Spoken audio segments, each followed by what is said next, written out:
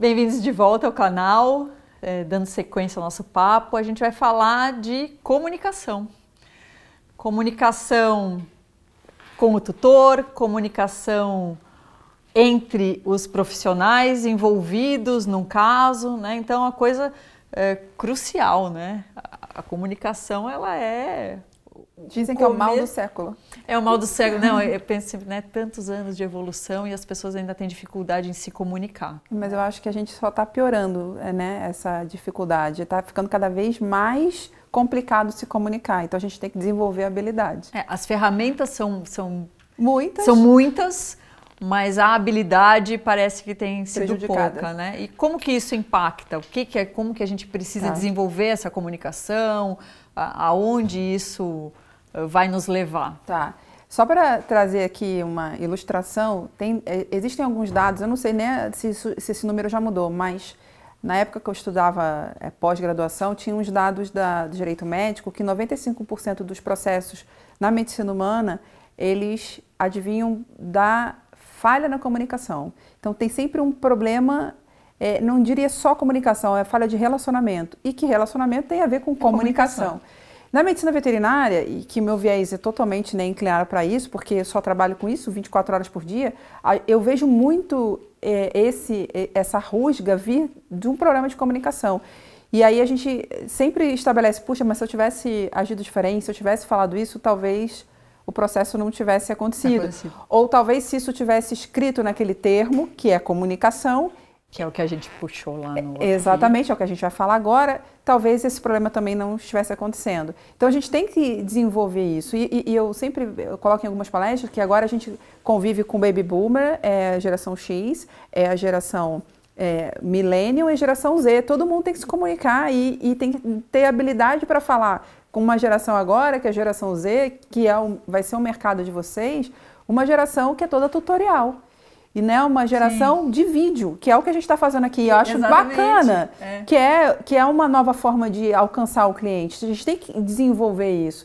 Às vezes a gente fica muito parado numa mesmice. E a gente precisa saber como que esse cliente recebe melhor uma informação, uma mensagem, porque a gente quer que dê certo.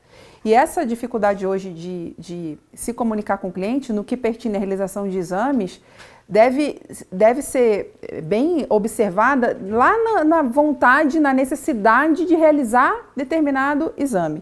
Então, por que do exame? A gente já discutiu isso, né? Diversas vezes, em vários outros vídeos. Agora, em vários outros vídeos, o porquê do vídeo. E principalmente, o cliente tem que ter direito de escolha. Então, será que a gente só tem essa opção? Será que a opção é do melhor exame? Será que você consegue flexibilizar para um exame mais barato? Tudo isso o veterinário precisa colocar na mesa para o cliente escolher. Isso é comunicação. Então, plano de tratamento é comunicação, precisa estar registrado em prontuário, o cliente tem direito de escolha. E qual exame, o porquê do exame, o cliente também precisa conhecer. Principalmente, que é bastante peculiar, porque ele precisa conhecer da possibilidade de ter que refazer o exame. Sim. Ele precisa principalmente da informação de que Pode ser que esse exame não responda. Não responda ao que vocês estão buscando. Pode ser que seja feito seja tomado um outro caminho, um outro exame complementar. Porque se ele desconhece isso, porque o tutor, e eu falo por mim que eu sou tutor, sou responsável, tenho animal. Eu não acho porque eu trabalho, eu já sei, já conheço, mas muitos tutores, como leigos, eles acham às vezes, eu fiz a tomografia, então já... Resolveu o problema, resolveu todos os problemas. Ele nem sabe que aquilo ali é só o início, né, do que vai precisar ser feito.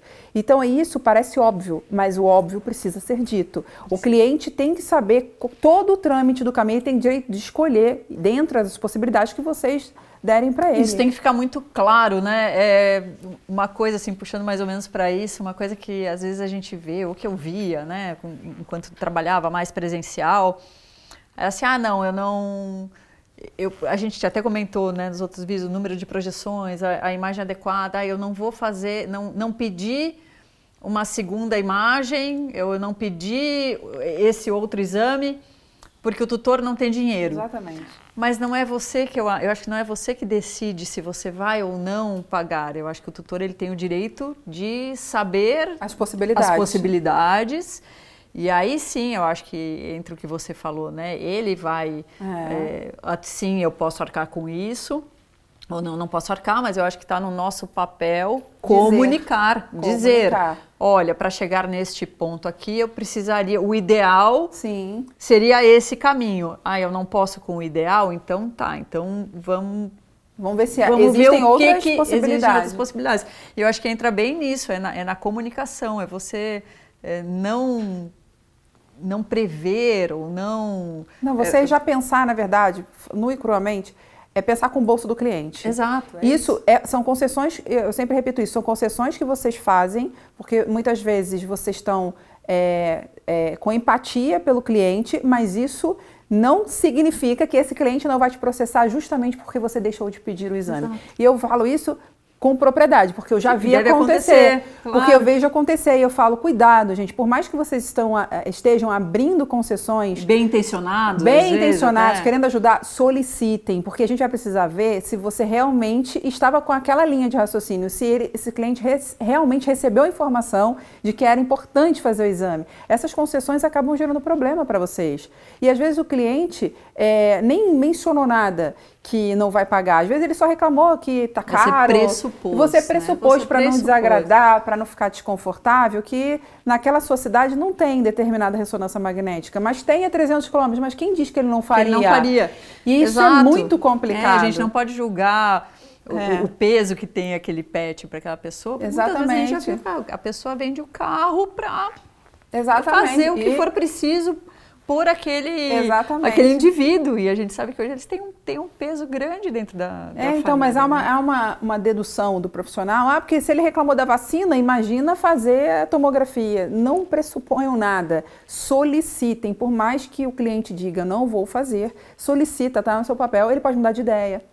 O brand, ele pode fazer isso dentro dos 30 dias, sei lá, se for dos 30 dias, sei lá, daqui a 15 dias ele pode resolver fazer porque a situação para ele ali se tornou um pouco mais complexa. Então não tirem esse poder da mão do cliente.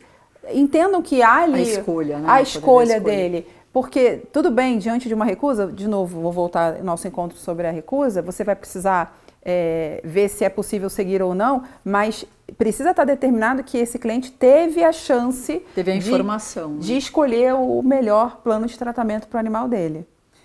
E a comunicação entre parceiros, porque falando aqui da telemedicina e do telediagnóstico, onde a gente vai se comunicar entre as pontas, né, entre os profissionais. Então, no nosso caso, a gente precisa da informação, a gente precisa se comunicar com o colega. Sem dúvida nenhuma. E que isso, na medicina veterinária, infelizmente, a gente tem situações bastante tristes, eu diria, que são situações que esbarram em condutas antiéticas. Vocês têm que saber que toda falha de informação entre vocês vai acabar repercutindo numa falha com o cliente também.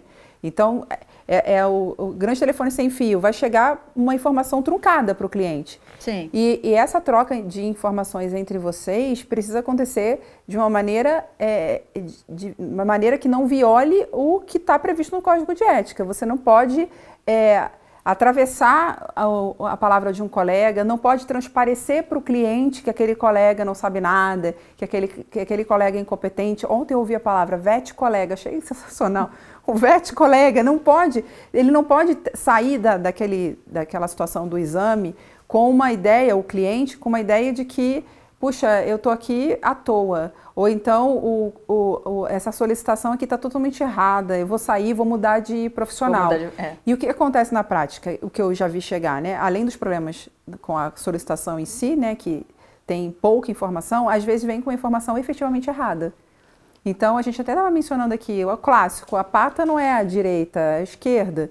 E aí você está ali conversando com o cliente, o profissional, que vai fazer o exame, que está fazendo o exame, que está vendo que há um problema na execução. Hoje está me pedindo uma pata. E eu estou vendo nitidamente que é a outra. Estou vendo o problema na outra. E aí, eu vou falar isso para o cliente. O ideal é que vocês se comuniquem antes de mencionar qualquer coisa para o cliente. Na impossibilidade, né, de conseguir resolver, eu diria, na minha opinião, isso vai depender muito do caso concreto, mas é melhor que o exame não seja feito. Porque isso se gerar... Para evitar qualquer... alegação de custo ou qualquer prejuízo num laudo errado, porque isso pode colocar em risco a saúde do animal. Então, são situações bastante delicadas, mas é importante que os veterinários saibam se comunicar. Tem que ter essa ferramenta que vocês têm lá na plataforma de troca. Para quê? Para evitar o problema lá na frente. E que esse cliente não saia com uma percepção de erro e que, então, está tudo errado, a cirurgia foi feita errada, todo mundo errou. Isso, infelizmente, está esbarrando lá na justiça, né? Por causa dessa rusga de comunicação. É o que a gente tinha comentado, né? Tantos canais para se comunicar, tantas formas e a gente ainda falha nesse sentido, né? A gente precisa desenvolver, na verdade, os estabelecimentos deveriam buscar mais POPs, né? Porque com tantas ferramentas de comunicação, às vezes a gente se perde, né? Então é por onde vai ser? Vai ser pelo WhatsApp? Porque define, né? Define, a gente tem que ter o mínimo de procedimento operacional padrão para que não haja falha, porque o ser humano é falível, a gente vai falhar. E a falha tem que ter protocolos, tem né? que ter protocolos mínimos, porque isso é de forma categórica é prevenção jurídica e é qualidade na prestação do serviço quando a gente observa esses mínimos de processos dentro do estabelecimento. Obrigada, Renata, Obrigada. mais uma vez. A gente segue para mais um vídeo dessa série, fica aí de olho. Assista os outros também para ir nos acompanhando, né? É uma discussão extensa, ampla, densa.